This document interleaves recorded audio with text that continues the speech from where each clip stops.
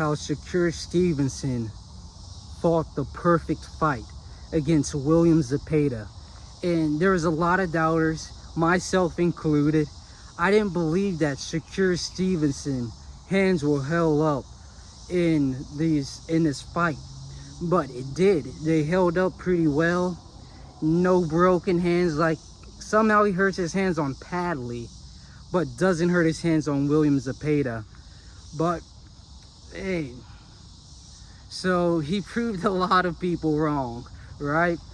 And he did this fight, in my opinion, perfectly, because we doubted that Shakur could be in the pocket fighting against the volume of Zepeda, but we didn't realize these two things on each side, that Zepeda is high volume but low accuracy, and Shakur is high defensive intellect and extremely accurate. Okay.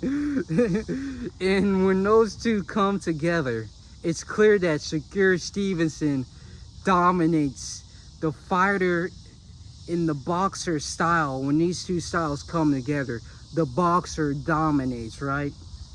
So let's go into why Shakur Stevenson made everybody look like dumbasses. First off, he made it look like he went toe-to-toe with Zepeda, but never went toe-to-toe with Zepeda. And that seems paradoxical, but I explain. He stood right in front of Zepeda, right? They stood right in front of each other, but it wasn't an exchange of punches. No. You know, like those meditative gurus that say your mind is a sky, thoughts are a cloud, and you just wait till they pass by, right?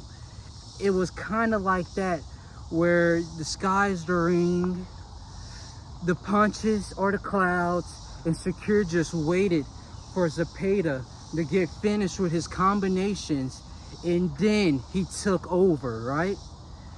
He landed the more accurate and, I would say, harder shots, but Zepeda kept moving forward.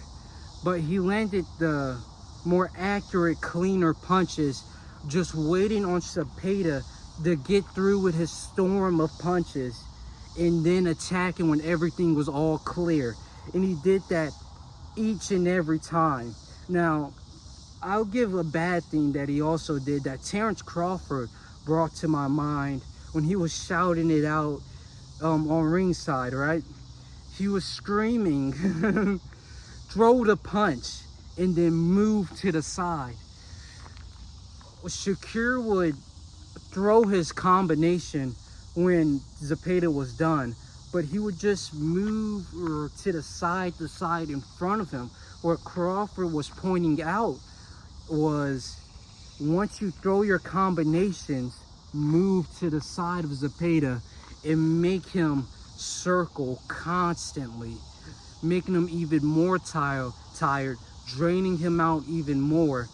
And that was just speaks to the intelligence in Terrence Bud Crawford, and I'm excited to see that Canelo fight. But going back to Shakur Stevenson and how he fought the perfect fight against Zepeda, he created range, right? And Demetrius Johnson calls this the void.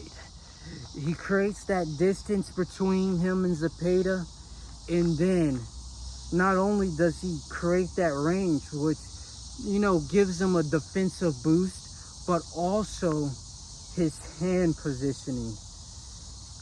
He held his hands perfectly with that like Philly shell style, and he moved his feet perfectly to always be at the end of Zepeda's punches, so none of the punches really went through him. And that took a bit of the oomph out of Zepeda's power, right? And gave Shakur a bit more endurance during all 12 rounds in this fight. But I also want to give out praise to Shakur's power shots. You would have thought that Zepeda would have landed the better power shots, but Shakur's countering, especially with that uppercut, it looked devastating. Like, I know a lot of people saying pillow fist and this, but this uppercut looked devastating that he will give out. While I think it will always be when Zepeda tries to do like his little overhook, he would just boom, and it looked beautiful every time. He did that phenomenally. Okay, I'm done with that. He would do that extremely well, and those are the factors that led to Shakur sort of fighting the perfect fight. Yeah.